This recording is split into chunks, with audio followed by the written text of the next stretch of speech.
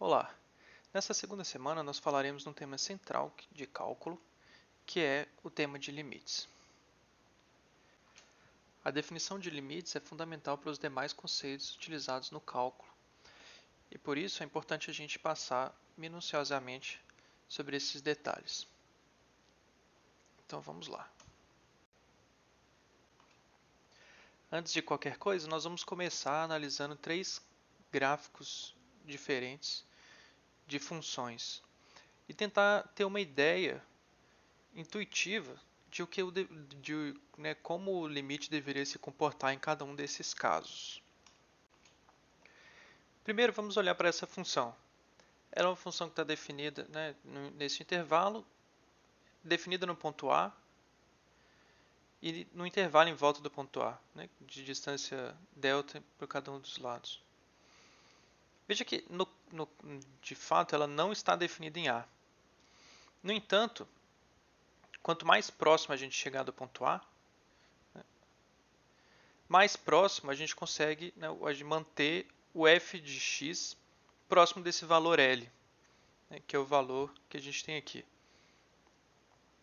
Então a gente pode pensar que a gente consegue manter, sempre que a gente quiser manter o f de x próximo do valor L, basta a gente limitar no domínio o valor de esse valor de delta, o intervalo em volta de A, que a gente consegue manter o f de x dentro dessa faixa em volta do valor L. Nesse caso, então, a gente já pensou um pouco de falar que o limite de f de x, quando x tende a seria L nesse caso. Porque aqui, veja que quando a gente está falando de limite, a gente não está interessado necessariamente no valor da função no ponto A. A gente está interessado somente no comportamento da função numa vizinhança. Então, a gente está olhando para o que acontece perto do ponto A, nesse intervalo A menos delta mais delta, mas não necessariamente o que acontece no ponto A.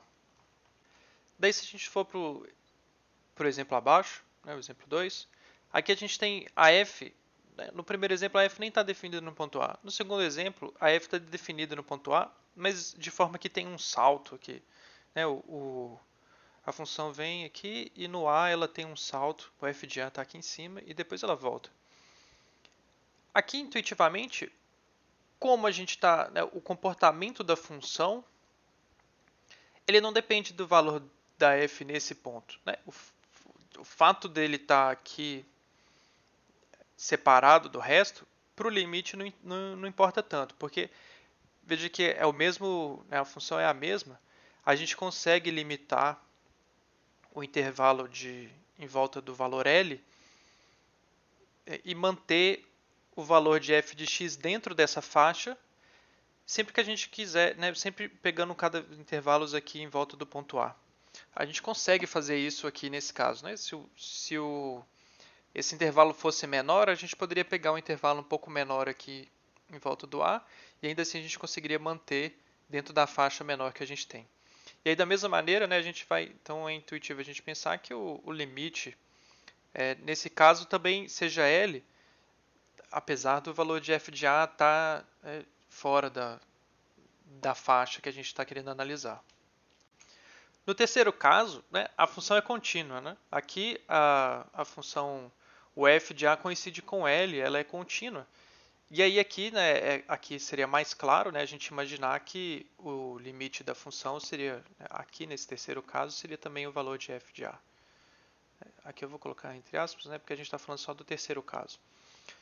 Nesse caso, então, como a função já é contínua, o limite do valor de f de x quando x tende a coincide com f de a. Por isso ela seria contínua. Já se a gente olhar para o quarto exemplo, a função vem aqui e tem um salto no valor a e depois ela sobe, ela passa desse ponto aqui e continua. Veja que se a gente pegar uma faixa em volta do valor de f de L que a gente tinha antes, a gente não consegue pegar qualquer intervalo aqui em volta do A e manter ele sempre dentro dessa faixa. No caso, o A mais delta sempre vai estar lá em cima, o f de x. E aí, se essa faixa for pequena, a gente não vai ter o f de x dentro dessa faixa. Então, nesse caso, né, o que é natural a gente pensar é que o limite, né, não existe o limite de f de x quando x tende a nesse caso. Aí, mais precisamente, a gente tem a definição de limite.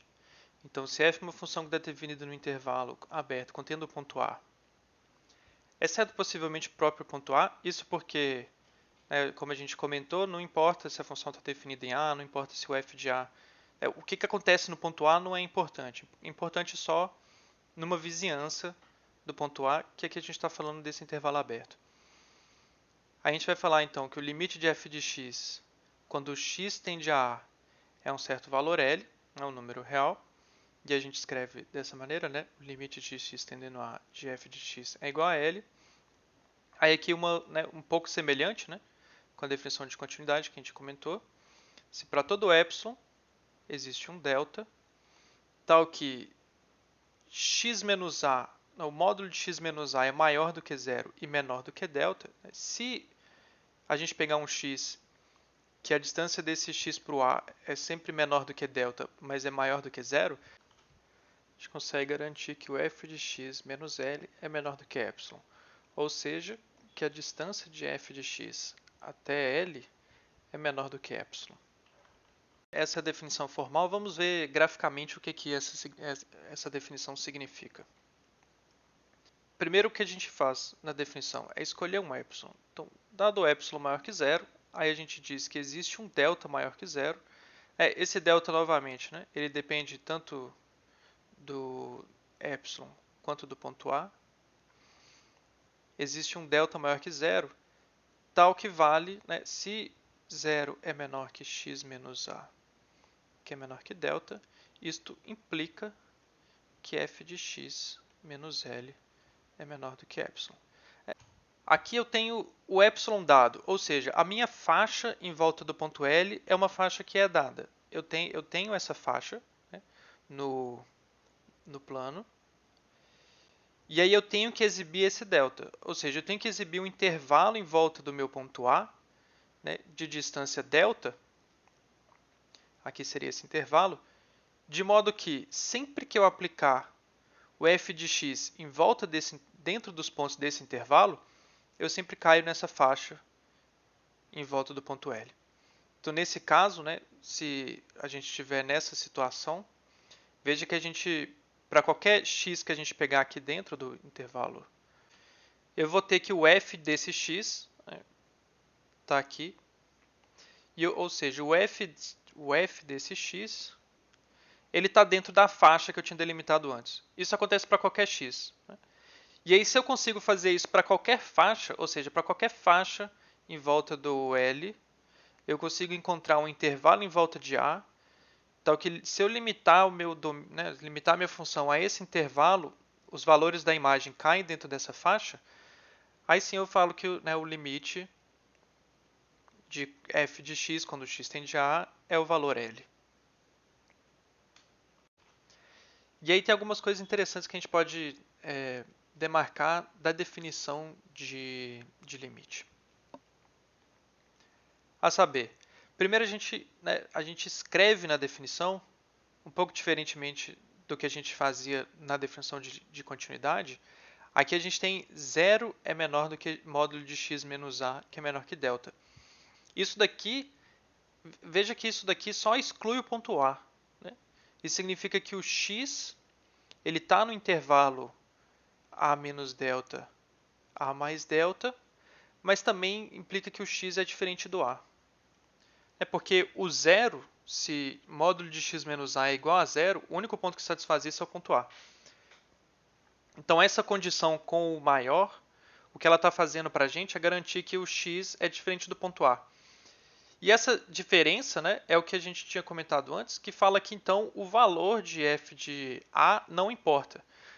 Não importa nem o valor que ela tenha, nem se ela está definida ou não no ponto f de A. Eu posso ter uma função que não está definida no ponto f de A e mesmo assim o limite existe.